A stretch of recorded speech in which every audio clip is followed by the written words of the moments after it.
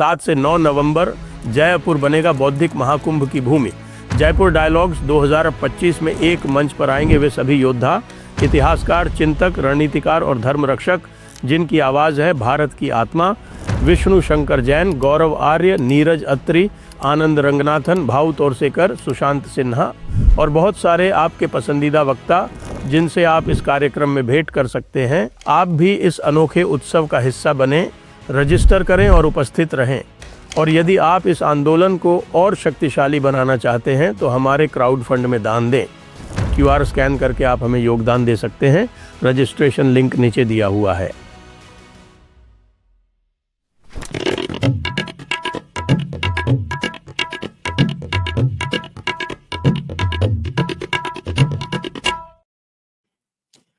नमस्ते।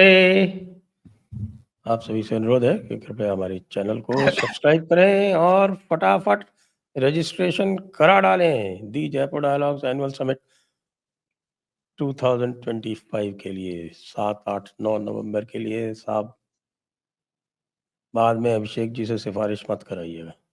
मैं अभी से आप बता रहा हूँ, जो टॉप क्लास था इन्फिनिटी क्लास वो पूरा बुक हो चुका है, सोल्ड आउट। अब जो उसके नीचे वाला है, अच्छा इस बार उल्टा चल रहा है, जो सबसे टॉप वाला है वो सबसे पहले सेल आउट हुआ है और उसके नीचे वाला जो है वो सेल आउट होने वाला है।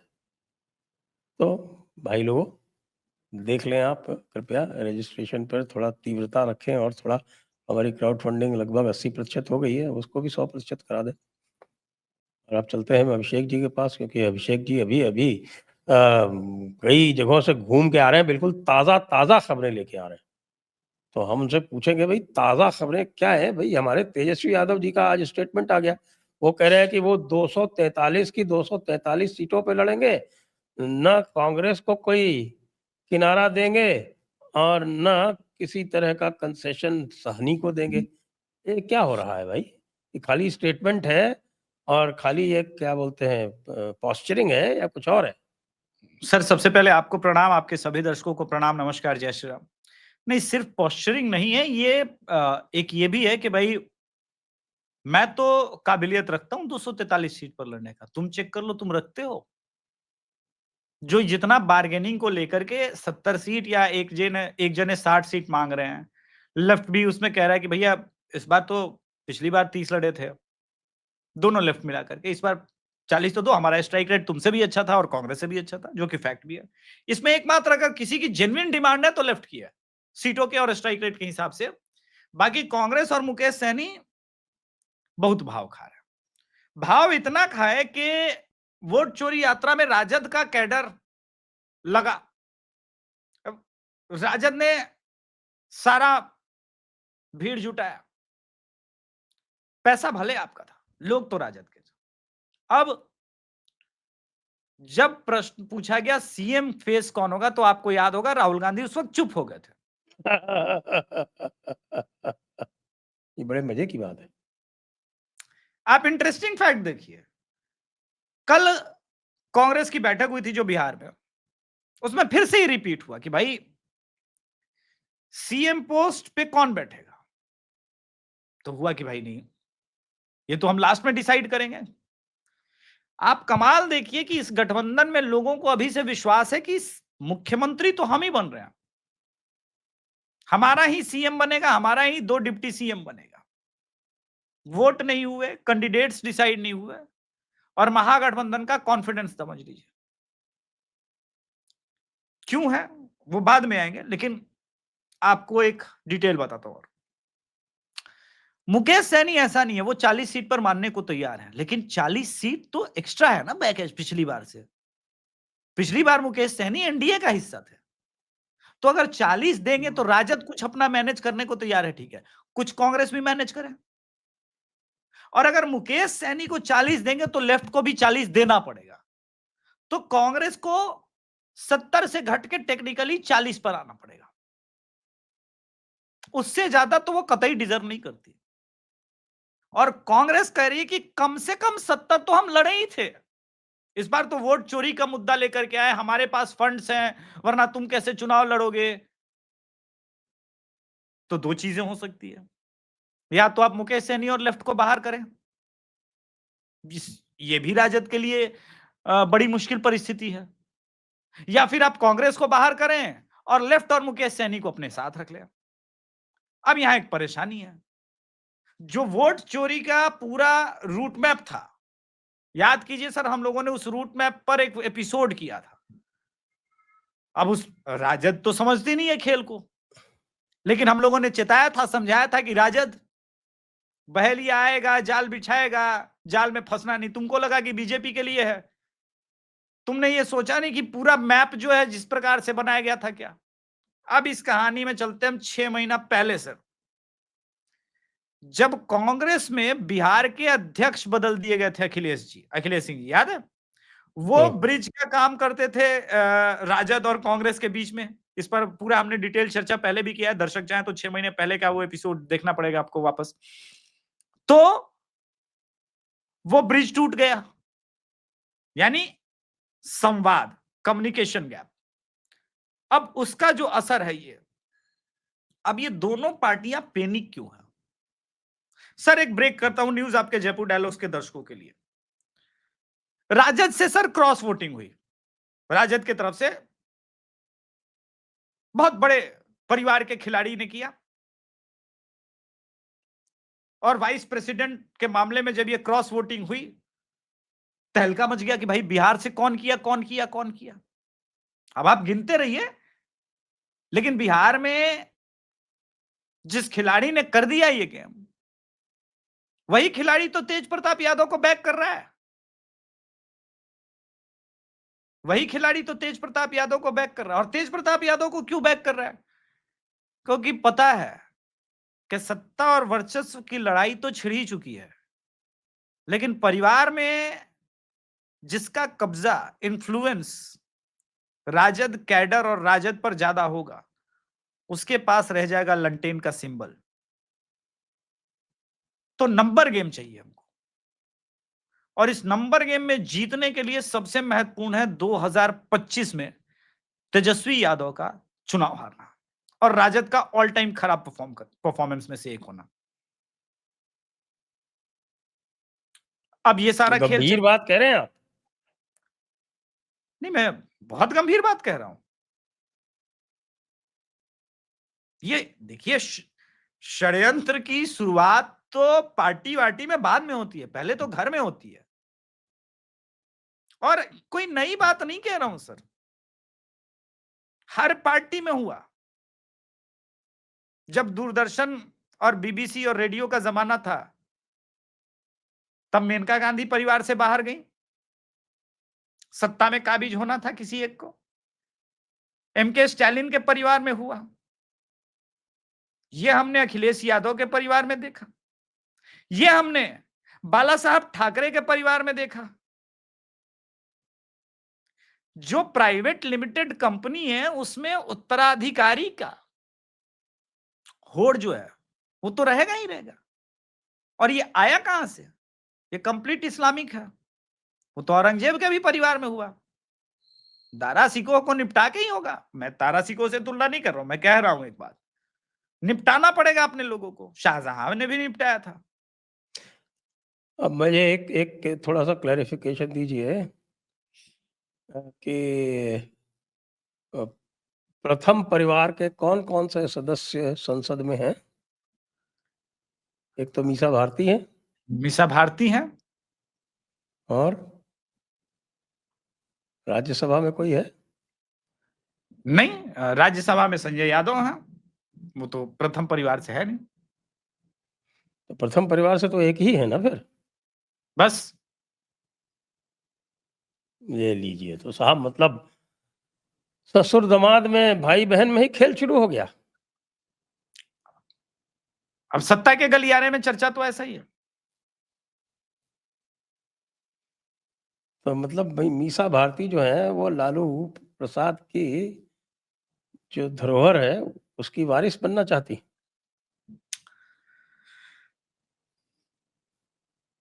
अब ये बात मार्केट में खुल के तो नहीं है,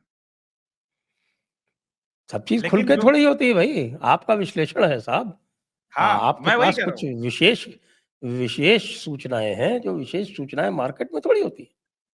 वही वही मैं वही कह रहा हूं कि ये जो सूचना है ये तो कैलकुलेशन ही हो रहा है कि अभी कि कौन कौन क्रॉस वोटिंग किया, कैसे किया। और देखिए अभी तक तो स्थिति इतनी खराब है क्रॉस वोटिंग के मामले में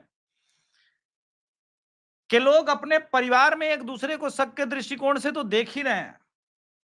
जैसे मैंने कहा कि मेरे पास इंफॉर्मेशन जहां से है वो उस सोर्स से जो तेज प्रताप यादव को वहां भेजता है राघोपुर में, और तेज प्रताप यादव कहते हैं सबको एक एक पैकेट दे रहे हैं।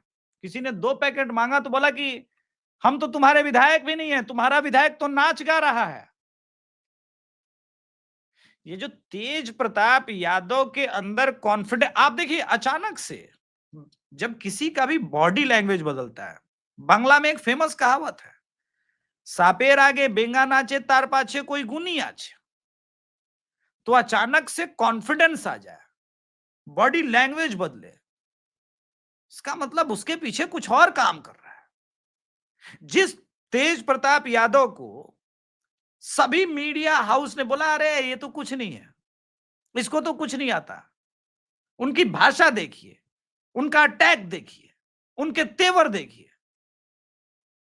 तो प्रश्न यह है कि who is backing Tej Pratap Yadav against Tejashwi Yadav? कौन है? इस पूरे खेल में कौन कौन शामिल हो सकता है? अब प्रश्न का उत्तर ये मिलेगा तो वहीं से क्रॉस वोटिंग का मिलेगा। इसलिए मैंने कहा कि मेरे पास भी ये बात छन के आई है कि एक क्रॉस वोटिंग इस परिवार से भी हुई है।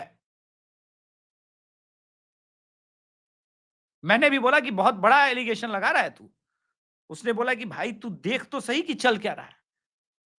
आखिर कौन है वो आदमी जो कह रहा है कि भाई एक काम कर, तू मनेर विधानसभा में भी अपने कैंडिडेट को खड़ा कर, तू जहानाबाद में भी अपने कैंडिडेट को खड़ा कर, तू टेकारी में भी अपने कैंडिडेट को खड़ा कर। हर वो विधानसभा जहां नेक टू नेक फाइट था या बहुत कम मार्जिन से राजद निकली, वहां पर एक ऐसा कैंडिडेट खड़ा होना जो ना केवल मुकाबले में हो बल्कि स्ट्रॉन्ग वाई फोर्स हो। अरुण यादव को टिकट दे दिया खुलेआम। तो ये कौन लोग हैं सर? यानी कुछ तो जबरदस्त चल रहा है, लेकिन ये जबरदस्त कहां से निकलेगा? रामधारी सिंह जी, दिनकर जी की कविता याद आ गई, कृष्ण के चेतावनी का वो अंश, रण ऐसा होगा फिर न कभी जैसा होगा, विष बाण बूंद के छूटेंगे भाई पर भाई टूटेंगे। कृष्ण की चेतावनी कलयुग में भी सही है, द्वापर में भी सही थी। जब आप पुत्र मोह में इस प्रकार से व्याकुल होंगे, अंधे होंगे, तो सत्ता के वर्चस्व की लड़ाई होगी। और ये कर्मों का फल है सर, वो भी आपको आपके सामने आना है। भाई ये बताएं, इस सब में लालू जी कहाँ है? लालू जी घर में है, आराम कर रहे हैं। उन्हें मेरा मानना है कि नहीं, 2-3 सभाओं लालू में जी की सलाह अब कोई लेता है या नहीं लेता है, ये बताइए। आप अगर प्रैक्टिकली मुझसे पूछ रहे हैं जो वास्तविकता है, तो लालू जी की सलाह अब कहां कोई ले रहा है। अब तो सब कुछ हरियाणा वाले यादव जी चला रहे हैं और उनको लग रहा है कि बिहार की पॉलिटिक्स के वो चैंपियन हैं। हरियाणा वाले समझ यादव नहीं जी रहे। जो है वो मीसा भारती के पति पतिदेव। ना ना ना ना ना ना, hmm. I am talking about Yadav कुनबा बहुत बड़ा है ना, अब क्या बताएं। अभी तो हमारे वो मध्य प्रदेश के मोहनलाल यादव भी आजकल पीडीए में शामिल हो गए, सुना। अरे देखिए, ये वाला क्वेश्चन आपने पूछ के बड़ा अच्छा किया। देखिए, भाजपा एक ऐसी पार्टी ना जो सत्ता में रहते रहते बोर हो जाती है। कोई हाँ। चैलेंज ही नहीं फेस हो रहा है। 20 साल से सत्ता में है, कांग्रेस ही जीत ही नहीं रही। एक काम करते हैं, इस बार हम खुद ही सत्ता से हटते हैं। हम्म। आपको याद होगा कि कोई बाई का लाल स्टेटमेंट दे दिया था चौहान साहब ने, 104 या 112, एग्जैक्ट नंबर याद नहीं आ रहा, यही 104 कर्नाटका में संभवतः होगा फिर, या 112 सत्ता से दूर रह गया। कोई माई का लाल सपाक्ष 1.5% वोट लेंगे। अब यहां कह रहे हैं कि नहीं हम 27% ओबीसी करेंगे, ठीक है, लेकिन ये जो बार हो रहा है वो हो रहा है 72% के ऊपर का, और नहीं, मैं तो 25% ये जानना चाहता हूँ कि जिस तरह से बाकी सब ठीक है, हमें ये पता है, ये लोग करते रहते हैं जानते हुए कि कोर्ट स्ट्राइक डाउन कर देगा, लेकिन जिस प्रकार से वो साहब के हमने जो है वो ऑल पार्टी कंसेंसस ले लिया है, ओबीसी महासभा को रिप्रेजेंटेशन दे दिया है और कह दिया है कि साहब की जनरल जो पिटिशनर है वो भी मान गए हैं, बताया पिटिशनर भी मान गए। और पिटिशनर कैसे मान जाएंगे भाई? पिटिशनर का स्टे चल रहा है आज से नहीं, 2021 से। वो क्यों 2021 में मानेगा? जब मराठा रिजर्वेशन स्ट्राइक डाउन किया था सुप्रीम कोर्ट ने, तो उसके बाद एमपी में इन्होंने 2019 में 27% का निर्णय लिया था, जो कि रोक दिया गया था। जब भी इन्होंने टीचर रिक्रूटमेंट किया उसमें 27% किया, रोक दिया गया, अभी भी रोक दिया जाएगा, इनको पता है। तो ये जो कथक डांस कर रहे हैं, ये किसको इम्प्रेस करने के लिए सूचित कर रहे हैं? यादवों की जनसंख्या 2% से अधिक नहीं है मध्य प्रदेश में, मोहनलाल यादव जी। ये अपना पीडीए बना रहे हैं, ये लोग विपक्ष से बहुत प्रभावित होते हैं सर।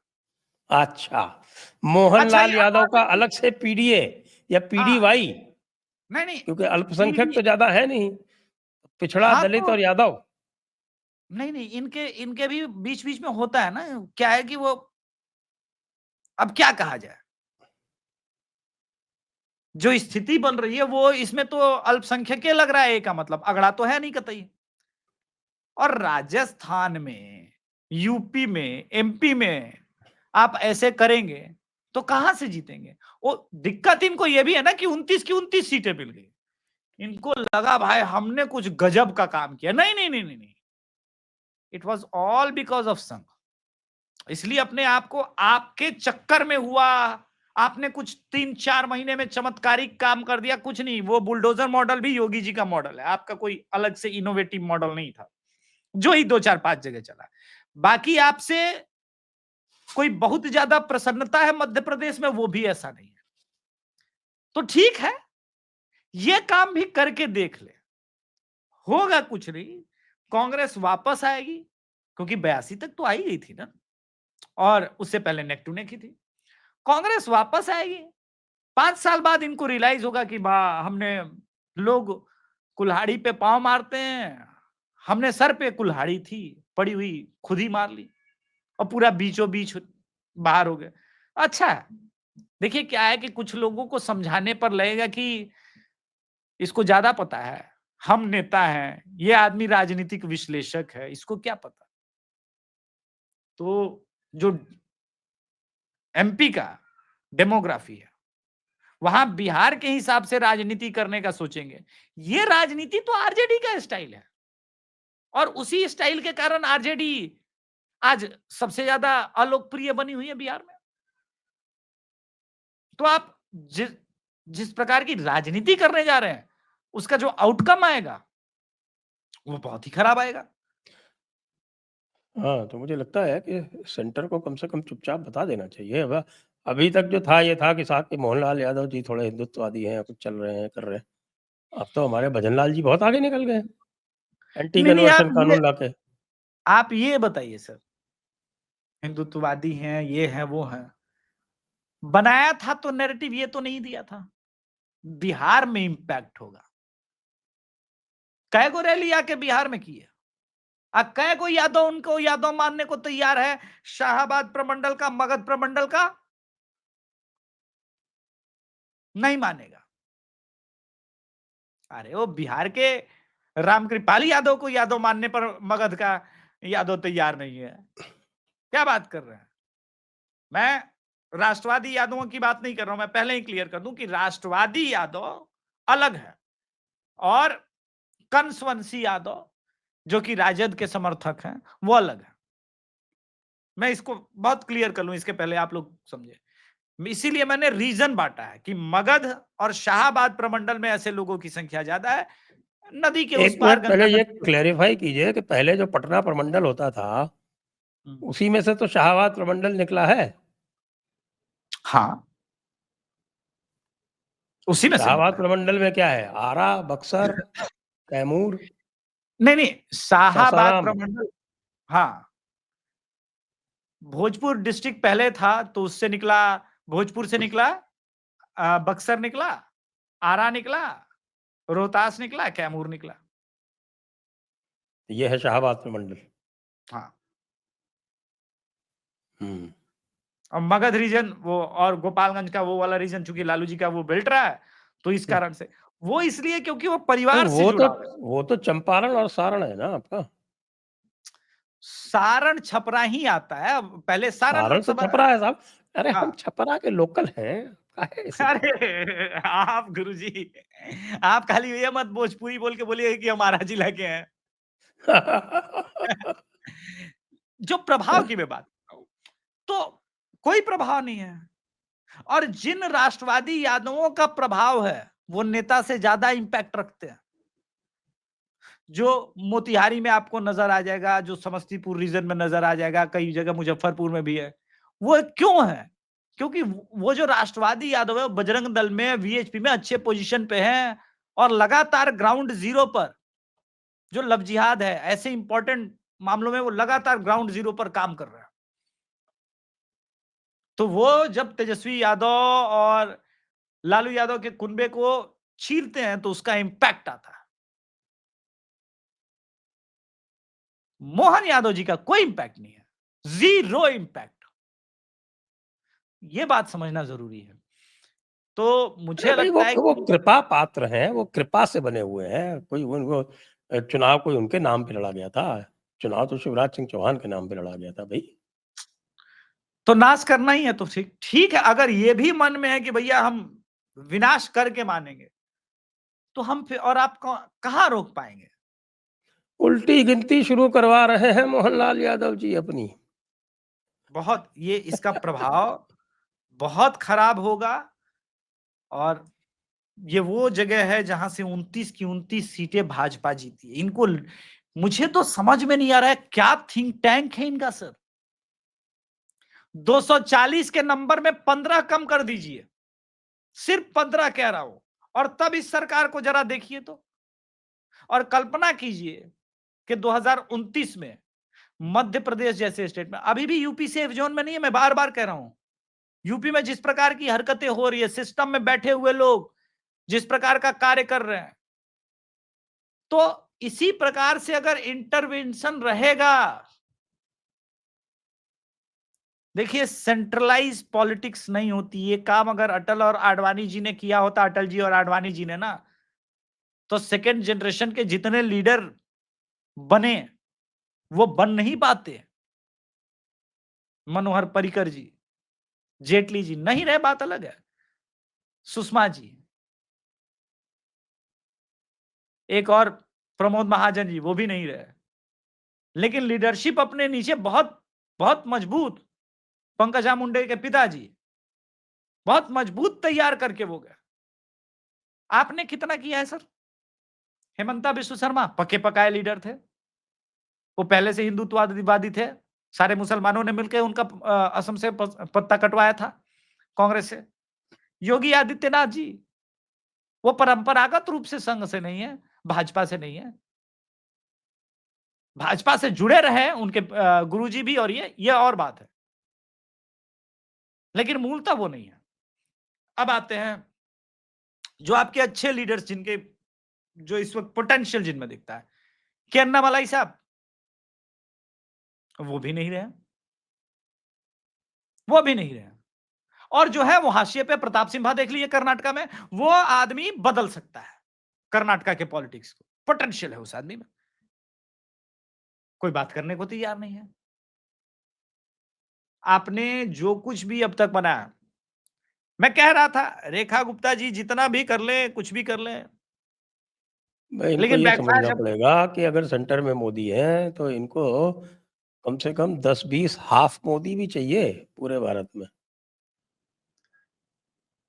कांग्रेस योगी आपसे ना भी हो तो मोदी के हाफ तो हो कम से कम। नहीं, संजय सर आपसे एक बात पूछता हूं, दर्शक भी इसको कमेंट बॉक्स में इसका उत्तर दे। कांग्रेस बर्बाद क्यों हुई सर? क्योंकि इंदिरा ही कांग्रेस बन गई थी। नीचे में जितनी क्वालिटी लीडरशिप थी वो गुलामी की ओर अग्रसर हो गई। इंदिरा जी, इंदिरा जी, इंदिरा जी। संघ क्यों सफल रहा? क्योंकि वो व्यक्ति पूजा नहीं करता है। और जहां भी व्यक्ति पूजा शुरू हो गई, टैलेंट खत्म। और टैलेंट की कदर नहीं होगी जहां पर योग्यता को भाव नहीं मिलेगा। टैलेंट उचित शब्द नहीं लगा, इसलिए मैंने योग्यता वाला शब्द का प्रयोग किया। योग्य सही शब्द है भारत की राजनीति के अनुसार। अयोग्य लोग जब सत्ता पर बैठेंगे तो राजनीति का भी विनाश होगा, स्टेट का भी होगा, और विचारधारा, क्योंकि वो अयोग्य है, उसके अंदर विचार को समझने का भाव ही नहीं है, उसके विचार भी कॉपी पेस्ट है। और इसकी एक बड़ी लिस्ट बनती जा रही है।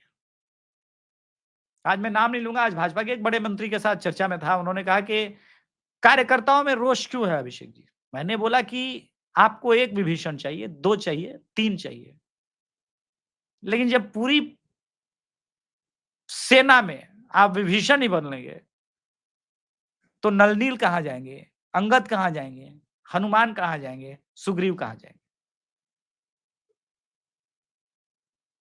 इस बात पे भी चर्चा होनी चाहिए। कभी कभी सही है। हेल्दी क्रिटिसिज्म बहुत आवश्यक है। तो आइए थोड़ा सा आप वापस जरा बिहार के सिनेरियो पे चलते हैं। तो एक तो ये हो गया साहब, आपका सिनेरियो जो है वो पूरा जो एनडीए पीडीए का जो सिनेरियो है वो तो बड़ा अभी कुछ स्पष्ट लग नहीं रहा है। तो यही मैंने आपसे आरंभ में पूछा था, फिर से पूछ लेता हूँ कि ये 243 पे क्या वाकई आरजेडी लड़ने के लिए गंभीर है या ये खाली पॉस्चरिंग है? देखिए, लड़ नहीं सकती, ऐसा नहीं कि काबिलियत नहीं है, लेकिन कांग्रेस को छोड़ेंगे तो नुकसान भी है। क्या आरजेडी में इतनी हिम्मत है कि अपना कोर वोट, मुस्लिम कोर वोट शिफ्ट होते हुए देखे? क्योंकि तब पूरे राजनीति का परिणाम बदलेगा। और कांग्रेस फिर जब अकेले अगर आप लड़ने देंगे तो पता नहीं कांग्रेस कैसे कैसे कैंडिडेट दे। हो सकता है कि वो किंग मेकर ना बने, किंतु ये तो हो ही सकता है कि वो आपको बर्बाद कर दे। चिराग पासवान 2020 वो रोल तो निभा ही सकती है। तो इसके परिणाम क्या वो भुग, और ये बात मैं मान के चल रहा हूं सर, तेजस्वी यादव जी को इसी बार चीफ मिनिस्टर बनना है, नहीं तो राजनीति समाप्त। उनके हाथों की लकीरों में जो उनका कर्मयोग है। तो राहुल गांधी यही तो नहीं कर रहे हैं फिर? नहीं, अब मैं बहुत गंभीर बात, तब तो फिर अगर ये वाली बात है तो मैं खड़गे जी के उस बात को रिपीट करूंगा। उन्होंने कहा कि अगर हमारे 20-30 सीट एक्स्ट्रा आ गए होते तो आज हमारा सरकार होता। तो 20-30 सीट एक्स्ट्रा कहां से आता सर? राजस्थान से तो आ नहीं सकता था, हरियाणा से आ नहीं सकता, महाराष्ट्र से आ नहीं सकता, बिहार और यूपी बचता है, और तो कोई स्टेट बचता नहीं है। एमपी में तो पॉसिबल है नहीं, वहां तो आमने सामने की लड़ाई है ना। तो कहीं ऐसा तो नहीं कि तेजस्वी यादव अगर निपट जाते हैं तो आने वाले समय में उनका लोकसभा में भी बार्गेन पावर कंप्लीट खत्म होगा, फिर उसके बाद कहेंगे कि 20 सीट तुम लड़ो, 20 सीट हम लड़ते हैं, तुम तो हारे हुए हो, लोकसभा में तो मेंबर भी हमारा ज्यादा है।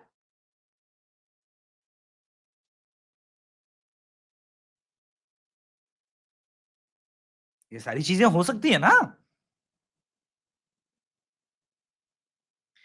इसलिए ये बहुत आवश्यक है कि इस बात को समझा जाए। चलिए जरा एनडीए की उठापटक देख लेते हैं, वहां क्या चल रहा है साहब। जी।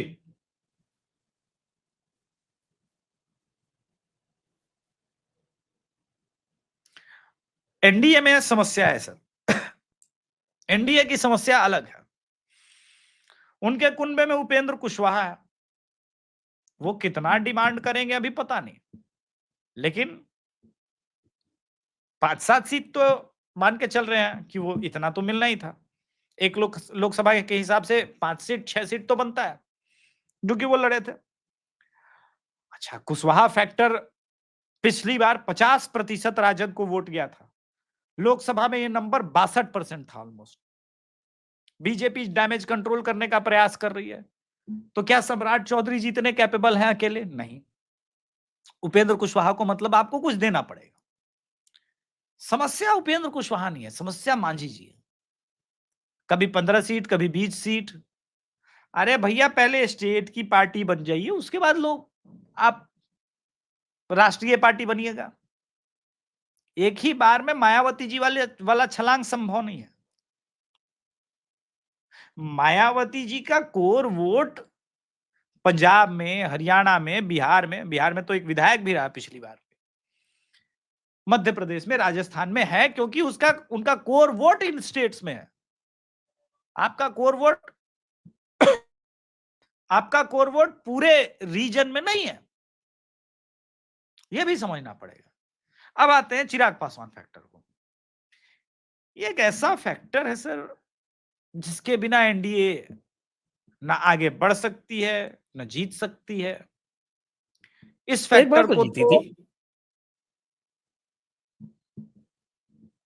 पिछले एक बार बार के क्यों, 2 बार, समीकरण 2005 नहीं, 2010 दोनों बार बिना पासवान के जीती थी।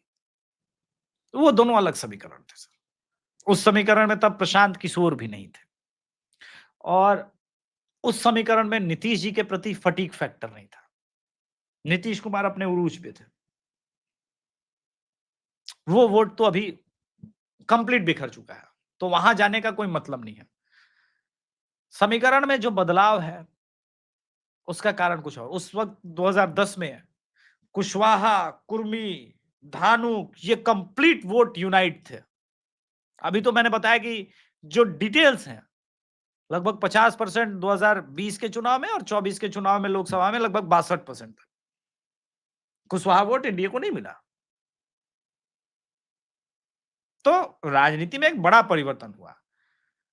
ऐसे में आपको वोट चाहिए, और पासवान वोट की खूबसूरती यह है कि वो कंप्लीट ट्रांसफर होता है। तो ऐसे में आपको नेता भी चाहिए। अब उनको अपने साथ रखने के लिए 5 लोकसभा सीट है, 25, 27, 28 जो भी नंबर है वो तो देना पड़ेगा। सीटें 243 है। तो इसका सॉल्यूशन ही हो सकता है कि 28 सीट एलजेपी को दे दे और 15 सीटें बचती है। तो भैया मांझी जी, आप 9 ले लीजिए, 6 ये ले लेंगे। ऑलमोस्ट यही समीकरण बनना है। इससे ऊपर नीचे का समीकरण अगर कुछ बनाने का सोचा तो लोचा तो एनडीए में भी है। और एनडीए को मैं मानता हूं कि चुनाव इतना इजी नहीं है इस बार। हर सीट पर प्रशांत किशोर 3000, 5000, 7000 इतना वोट काटने के आसपास पहुंच रहा है, और मेजॉरिटी एनडीए सीट काट रहा है। हमारी टीम गई थी अभी अभिलाषा और आशुतोष कोसी प्रमंडल से। मुसलमान इस बार वोकल भी नहीं है, और वो जो पत्रकार आ रहे पहले उनको समझ रहा है कि ये राजद समर्थक है या एनडीए समर्थक है, तब थोड़ा बहुत खुल रहा है। और जब खुलते खुलते बोल रहा, वो ये भी देख रहा है कि कहीं पीके समर्थक तो नहीं है, तो पत्ते इजीली नहीं खोल रहा है इस बार। बहुत ग्रिल करने पर पीके को थोड़े बहुत वोट देंगे कि नहीं देंगे? अरे सर ना सर, यही तो, लाख टोपी पहन लीजिए, लाख सजदा कर लीजिए, लाख बोलिए कि हम बिहार बदलने आए हैं। अरे रोजगार का सोचो ना, वो रोजगार खूंटा का का क्या करना है साहब, आखिरत जो कुछ है वो आखिरत के बाद है। अभी तो जल्दी से जल्दी आखिरत चाहिए ना। जब तक कयामत नहीं आएगी तब तक आगे का क्या होगा? जिंदगी तो मौत के बाद शुरू होती है जहां अपना। अरे मौत वौत की बात है। देखिए ऐसा है सर, नुआखली में चौधरी साहब की बड़ी हवेली आज भी वीरान पड़ी है सर।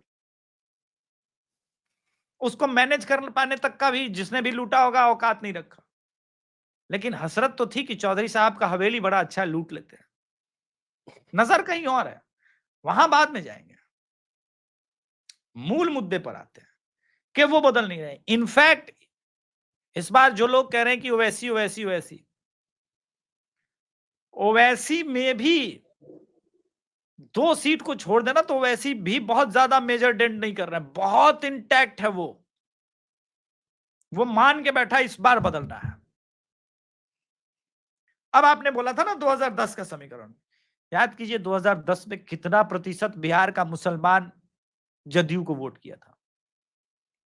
मैं अपने व्यक्तिगत जीवन में ऐसे हजारों मुस्लिम को जानता हूं जो जदयू को वोट किए थे 2010 में 14 में, अब एकदम राजद की तरफ इंक्लाइंड है। बोला ना,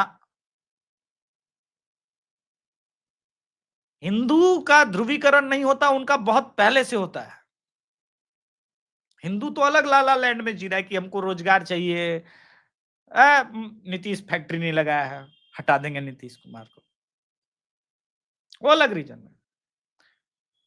तो ये जो समीकरण बदला है, इसलिए मैंने बोला पासवान की अब जरूरत है क्योंकि वोट तो आपको चाहिए, अब आपको हिंदू वोट के सहारे ही जीतना है। तो ये जो सिचुएशन है, इस सिचुएशन को आप कैसे डील करेंगे ये बताइए सर। हिंदू वोट यूनाइट करके, और हिंदू वोट कैसे यूनाइट होगा यहां पर सामाजिक समीकरण आपको देखना होगा, कास्ट समीकरण देखना होगा। 3% पंडित, 3.5% और उतने ही लगभग राजपूत, ये लोग चले हैं व्यवस्था परिवर्तन करने। उसमें से 50% ही टूटेगा, लेकिन 50% ऐसे लोग हैं कहना ना अब की बार बदलाव होना चाहिए।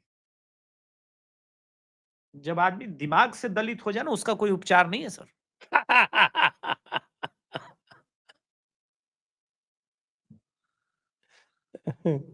आप दलितों के प्रति मुझे ऐसा लगता है कि नहीं, मैं किसी कास्ट दलित का मतलब हुआ है कि जिनका दलन हुआ है, शोषण हुआ है, जो वैचारिक रूप से ऊंचा नहीं सोच पाए। ये मैंने किसी कास्ट को लेके नहीं कहा।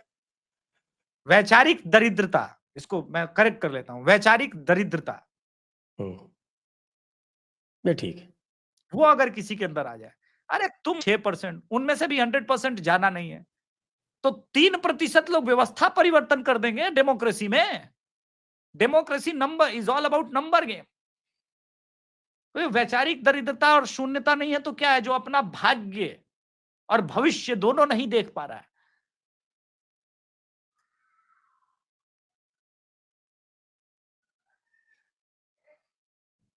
तो आप जगत प्रकाश नड्डा जी जो अभी थे पटना में, तो वो कुछ बंटवारा अटवारा करके सीटों का नहीं गए क्या? नहीं, देखिए एनडीए में अभी किसी के क्यों मेजर स्टेटमेंट नहीं आ रहे हैं, क्योंकि ऑलमोस्ट मामला सेटल डाउन ही है। 18 तारीख को अब बैठना है पहले और हमने सुना था 102, 101, 20, 10, 10। ना, वो उसका नहीं क्या हो रहा हुआ? है, वो नहीं हो रहा है। एक तो कुशवाहा की पार्टी 10 सीट लायक है ही नहीं, तो 5 तो यहां, और वो भी 10 नहीं 9, तो ये 28 तक हो जाएगा। 1-2 सीट अगर वो एक्स्ट्रा डिमांड करेंगे तो बीजेपी बोलेगी कि एक काम करो, तुम्हारा लड़का लड़ जाएगा हमारे सिंबल पे, कोई दिक्कत नहीं है, लेकिन मेरा नंबर इतना रहना जरूरी है। तो वो सिचुएशन है, वो तो नहीं हो रहा। मतलब 102, 101 फाइनल है? वो ऑलमोस्ट ऐसा ही लग रहा है। मतलब 40 सीटें ही दूसरों में बटेगी। तो अब हाँ, मुकेश सहनी अगर इधर आ गए तो क्या होगा? नहीं मुकेश सहनी तो देर कर चुके ना, उनको तो आना होता तो पहले आते, तब कुछ और फॉर्मूला भी बनता, 95-95 होता, जो भी होता। मुकेश सहनी ने देरी की और उसके कारण मुकेश सहनी का बहुत अधिक ओवर एम्बिशन, देखिए सर, जातीय नेता की क्या समस्या होती है, वो जाति की राजनीति करते करते उसे लगता है कि उसकी जाति का जितना परसेंटेज है वो सब उसके गुलाम है, उतना वोट उसका है। और ये बीमारी शुरू हुई लालू प्रसाद यादव और अखिलेश यादव के पिताजी मुलायम सिंह यादव जब राजनीति में आए उनसे। लेकिन इनका अपने कास्ट पर जो कंट्रोल है उसका कारण कुछ और भी था, वो क्वालिटी सब में नहीं है। कंप्लीट कंट्रोल होना, क्योंकि समाज में जो व्यवस्थाएं बनी, इसीलिए मैं कहता हूं कि बहुत सारे लोगों ने प्रयास किया कि मंडल 2 हो जाए। क्यों नहीं हो रहा है? क्योंकि तब हर जाति का अपना नेता नहीं था, अब हर जाति का अपना नेता है। जाएंगे ओबीसी का, पूरे ओवरऑल ओबीसी का झंडा उठा के एक ओबीसी मोर्चा के नाम पे नीतीश कुमार का कोर समर्थक बोलेगा भाग भाग भाग यहां से, हम एनडीए के साथ है। पासवान समाज बोलेगा हट, ईबीसी का अलग निकल जाएगा। हर जाति के नेता है, इसी के नाम पे तो वो स्टेट में, विधानसभा में, लोकसभा में पहुंच रहे हैं। इसलिए मैंने कहा कि जब योग्यता के जगह पर इन सब चीजों का रिप्रेजेंटेशन बढ़ने लगेगा, योग्यता के नाम पे नहीं हो रहा है, जात के नाम पे हो रहा है। अरे हमारी जाति का इतना रिप्रेजेंटेशन नहीं हो रहा है, तो रिजल्ट यही आना है सर। अब आपके जीतन राम मांझी 20 सीट अगर ले भी लें तो वो 20 सीट में से 2 सीट जीतने की औकात नहीं रखते, 4 जीत लेंगे। नहीं, पिछली बार लड़े तो थे, जीते कितना? 4 ही जीते ना। तो जितना कितने लड़े थे पिछली बार? 12 लड़े थे साहब, आए 4। इस बार लड़ेंगे 9, आना वही 4 है, तो उसी पर फोकस कीजिए। वो तो 15 से 20 मांग रहे थे, आप कह रहे हो 9 मिलेंगी उनको। फिर वो 100 लड़ेंगे, फिर क्या करोगे आप? कह रहे हैं कि हमारे हर जगह 5 से 10 हजार वोट है। खैर ये तो खैर प्रेशर पॉलिटिक्स चलती है सीटों के बंटवारे के समय। मेरे हिसाब से एनडीए में ज्यादा समस्या नहीं है, सुलझा सुलझू लेंगे ये लोग। एनडीए सुलझ जाएगा, हम्म। सुलझना उधर भी है। समस्या समस्या उधर है, दूसरी तरफ ज्यादा और गंभीर है। हाँ, दूसरी क्योंकि तरफ वाली समस्या गंभीर है। कम्युनिस्टों को पिछली बार शायद 28 सीट दी थी, कितनी दी थी? उसमें उन लोगों ने 17 से ऊपर जीती थी। 18 जीती थी, 28 में से। हाँ, 18 जीती थी। उनका स्ट्राइक रेट सबसे अच्छा था सर, हम्म। अगर सीटों के विनिंग परसेंटेज को देखा जाए तो। और कांग्रेस का 70 नहीं, में से 17 का 50% से ऊपर स्ट्राइक रेट तो आरजेडी का भी था। हाँ, आरजेडी का 50% से ऊपर था, बिल्कुल था। ये तो कांग्रेस ने लुटिया डुबो दी थी उनकी, 70 में से 19। अब यही बात है ना सर, कोई समझाए इनको। देखिए, मुझे याद आता है और लोकसभा मुझे ये भी 2000। पता है, अब ये बात आ ही गई है तो बात कर लेते हैं कि उस समय ये चर्चा ये आम था कि साहब कांग्रेस ने 70 सीटें लेके और सिर्फ पैसा उगाहा है और सीटें बेची। खूब खूब बिहार कांग्रेस मालामाल थी। तो बिहार कांग्रेस खूब हुआ है। उस नहीं तो समय किसको इन्होंने बना दिया था अध्यक्ष कांग्रेस का? उस वक्त अखिलेश जी थे, उस वक्त तो कांग्रेस के? अखिलेश जी थे। नहीं, बिहार पीसीसी का अध्यक्ष कौन था? अच्छा, बिहार पीसीसी का देखना पड़ेगा सर, 2020 की बात हो गई, मुझे याद करना पड़ेगा। अब मोइली रिकॉल करना पड़ेगा सर। उसमें एक कोर मेंबर में तो अखिलेश सिंह जी जरूर होंगे, क्योंकि वो राजद और इनके बीच का चैनल थे, तो वो तो जरूर होंगे अखिलेश सिंह जी के अलावा, लेकिन वो देखना पड़ेगा एक बारी। तो अच्छा, ये आपका ये जो मुद्दा जो उठा है, जो एआई वाला जो वीडियो चला रहे हैं लोग, उसका क्या इम्पैक्ट है? वो बहुत अच्छा काम किया सर। क्या होता है कि एक कहानी, आजकल मैं अपने हर शो में कहानी सुनाता हूँ, आपके भी चैनल पे एक कहानी सुनाता हूँ। एक राजा साहब थे, उनका लल्ला नहीं हो रहा था, और रानियां कम से कम 50-60 थी। एक दिन डांस बार में गए, डांसर देखा, उसके साथ निकाह कर लिया।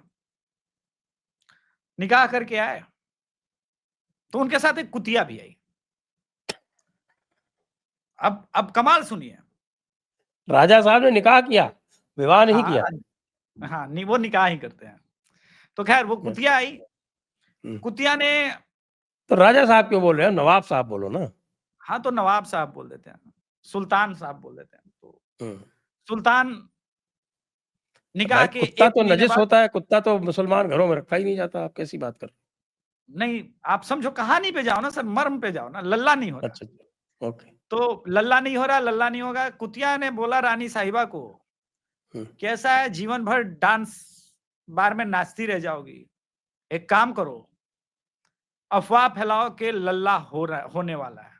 तो बोली 50 को नहीं हुआ, हमको कैसे होगा? बोले पहले अफवाह तो फैलाओ। तो एक छोटा सा मटका पेट पे बांधा कुतिया ने और हल्ला मचाया, अरे बधाई हो, लल्ला होने वाला है, लल्ला होने वाला है, लल्ला होने वाला है। सब खुश भाई। राजा साहब आए, बोला मिलने, तो बोला ना ना, रेखा की अंक गणित कहती है अब 9 महीने तक आप देख ना पाएंगे रानी साहिबा को, वरना लल्ला गर्भ में ही मर जाएगा। तो मानदान शुरू हुआ, लेकिन 2 महीने बाद देखा कि मानदान कम हो रहा है, तो एक बड़ा सा मटका लगाया, बोला रानी साहिबा को आज पेट में दर्द हो रहा है, लल्ला होने वाला है। फिर शुरू हुआ। ऐसे करते करते 9 महीने बीत गए। राजा साहब ने बोला अरे अब तो लल्ला हो जाए, 9 महीने हो गए। तो बोला ये कोई मामूली लल्ला नहीं है, ये लल्ला होने में टाइम लगेगा। राजा साहब समझ गए कि खेल बिगड़ चुका है।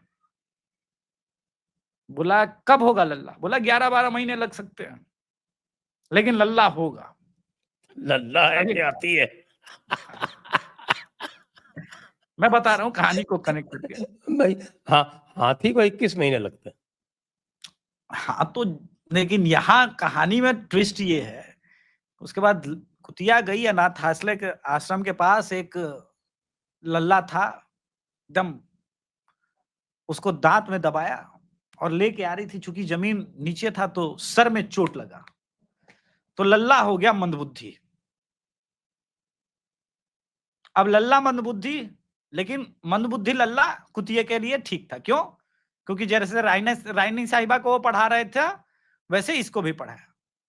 तो पहले माँ को गाली दी गई, और उसको ठीक करने के लिए कि लल्ला को नुकसान न पहुंचे, लल्ला के इमेज को नुकसान न पहुंचे, अब माँ का एआई वीडियो जनरेट किया गया।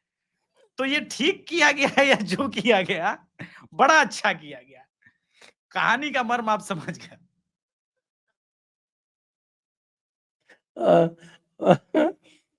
अब आपने एआई पे अगर आप पहुंच गए हैं तो आप विरोधियों से कैसे बचोगे?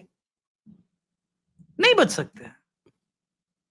आप देखिए जिस तरह के फोटोग्राफ आपकी और इमेज, कहानी जो है वो भी उसी तरफ इशारा कर रही है कि साहब कैसे बचोगे।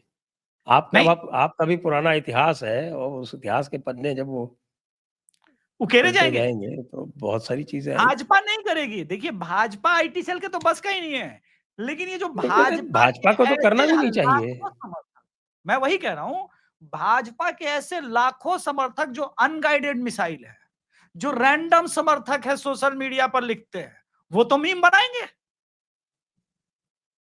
वो तो बोलेंगे लल्ला नहीं हो रहा, राफेल चोर है, चौकीदार चोर है। वो वही प्रोसेस था, लल्ला हो रहा है। पहला प्रोसेस हुआ, भारत हिंदू असहिष्णु हो गया, इंटॉलरेंट इंडिया हो गया, लल्ला नहीं हुआ। फिर उसके बाद हुआ कि भाई किसान मुक्ति मोर्चा निकाला जाए, लेकिन चूंकि महाराष्ट्र में राष्ट्रवादी सरकार थी और महाराष्ट्र के लोग मोस्टली राष्ट्रवादी थे, तो किसान मुक्ति मोर्चा भी नहीं चला 2017 की बात। फिर हुआ, फिर शोर मचा, लल्ला हो रहा है, लल्ला हो रहा है। तो उसके बाद चौकीदार चोर है, वो भी ना चला। शाहीन बाग किसान आंदोलन, सब कुछ अब नेपाल तक पहुंचे, लेकिन लल्ला नहीं हो रहा है सर। ये समझिए क्यों नहीं हो रहा है, क्योंकि लल्ला होने के लिए जो पुरुषार्थ चाहिए वो तो माल फूकने में निकल गया। आप थोड़ा सा इतना इतना मत चाहिए, क्या है भाई, देखिए मैंने किसी का नाम लिया सर, मैं तो एक कहानी बोल रहा हूँ, कहानी है पंचतंत्र की। मैं पंचतंत्र का रचनाकार बनने वाला हूँ ऐसा नहीं, मैं तो रोज कहानी बोलता हूँ। एक कहानी तो कहानी है, बड़े बुजुर्गों से सीखी गई कहानी है। चलिए, ऐसी कहानी के पॉइंट पे आज की चर्चा को यहीं विराम देते हैं। सभी दर्शकों को बहुत-बहुत धन्यवाद। अभिषेक जी को बहुत-बहुत धन्यवाद। जय हिंद, जय भारत, वंदे मातरम। जय हिंद, जय भारत, जय श्री राम।